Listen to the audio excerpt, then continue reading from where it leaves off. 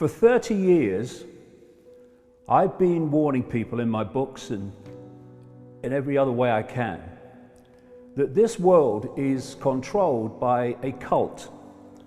It's a cult that has no borders. It operates in all the, at least major countries, and in fact, all the countries in the end, and particularly in those countries that dictate the direction of the world. So the cult will be at the core of the system in China.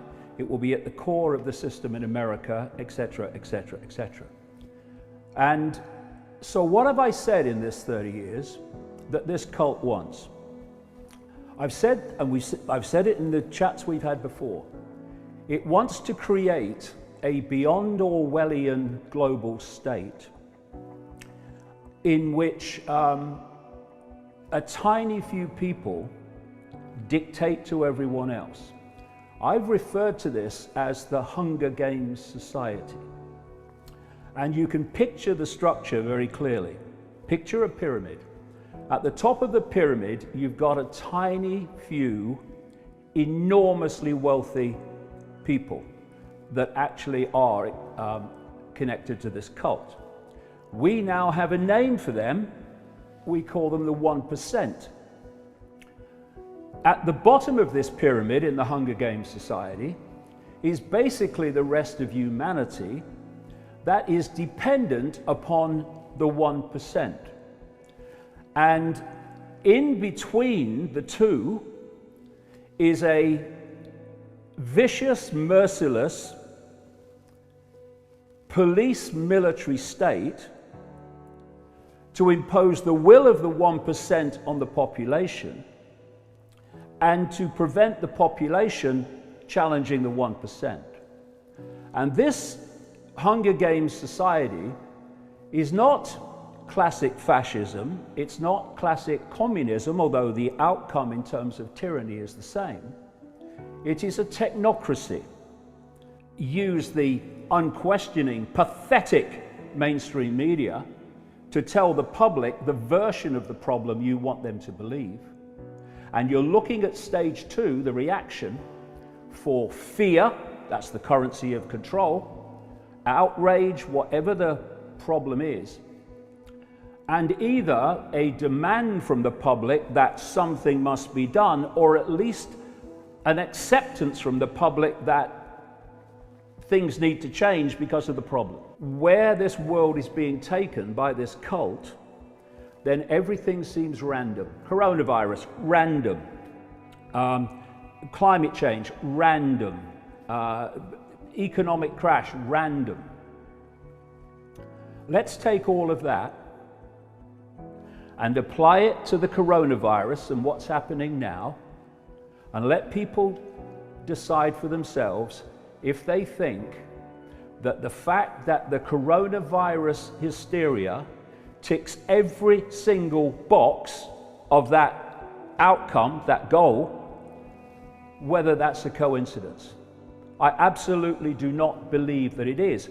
And in fact, we'll get into this as we chat, two massive 1% organizations, one in fact 6 weeks before this virus came to light in China, were playing out scenarios and simulations based on exactly this scenario that's unfolding now. And what they said would happen is exactly what is happening, down to the fine detail. Okay, but the coronavirus is real and it is dangerous. You do believe that?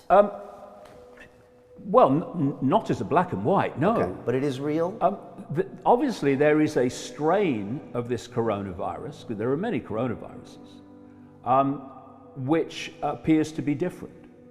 But if you look in terms of the danger is to a certain section of society. 80% of people that are diagnosed with coronavirus have, and this is his quote, very mild symptoms. The ones that are in danger, and by the way, in danger from any virus, including the classic flu, are those that have compromised immune systems.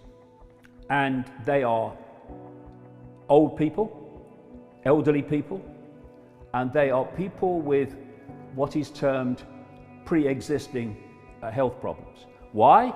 The pre-existing health problems are putting so much pressure on the immune system, it's already weak when it's hit with this. This is why someone like that will have potentially a serious situation, and someone with an immune system in working order of any level will just swat it away. In 2017, 2018, 45 million people got the flu in America, according to Centers for Disease Control and Prevention figures. 61,000 died. Where was the hysteria then? 61,000 people dying. Well, they say that this is more dangerous and more contagious, and it's potentially going to kill more people. Because Well, otherwise, that's a good question, David. Everyone's like, well, how come people aren't worried about this when the flu from 18 killed 50,000? This has only killed 8,000. The point is, though, this is the point, that according to officialdom, 80% of people who get the coronavirus, diagnose the coronavirus, and not necessarily all got it, have very mild symptoms. The vast majority of the rest have what they call moderate symptoms, and that leaves some with compromised and weakened immune systems who get the serious end of it. And they get the serious end of the flu as well, and other virus. And so this coronavirus hysteria gives the excuse to do what they're doing, and the outcome and the consequences of what they're doing is to dismantle the world economic system. What this coronavirus hysteria is creating is a situation unfolding by the hour worldwide that is destroying small business, family business, even medium-sized business, some even relatively big businesses too. It's destroying them. The big legacy of what is happening now will not be to do with health long term, it will be economic. What happens to those people whose businesses collapse? What happens to all those people who were working for those businesses? For bars, for hotels, for all these businesses that have been targeted, don't go there, shut down. What happens to them? They fall into the bottom of the Hunger Games society. And as this virus came out of China, of all the countries in all the world, Iran got its smack worse than anyone before it started to appear in Italy. So not only did Iran have this, what again seems a stronger strain of it, but it was killing the people within the regime at a very early stage. And you know, that's a coincidence. How many coincidences do you want?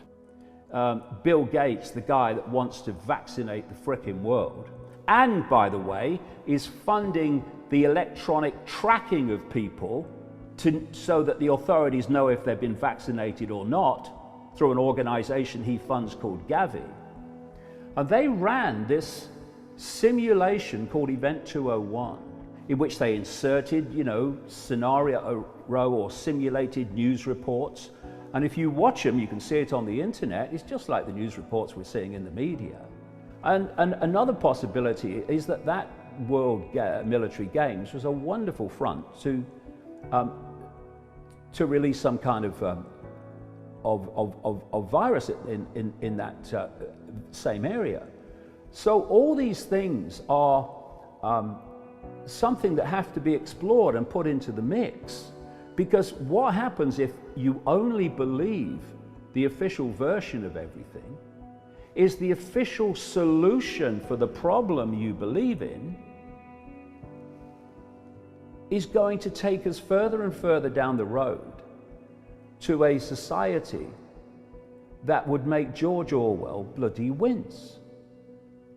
And all the things that I've said, this cult wants, this cult is getting as a result of this coronavirus. If they carried on and allowed that to happen, the world economic system would not be demolished. And the idea is to demolish it so you can replace it. Problem, reaction, solution. That's why.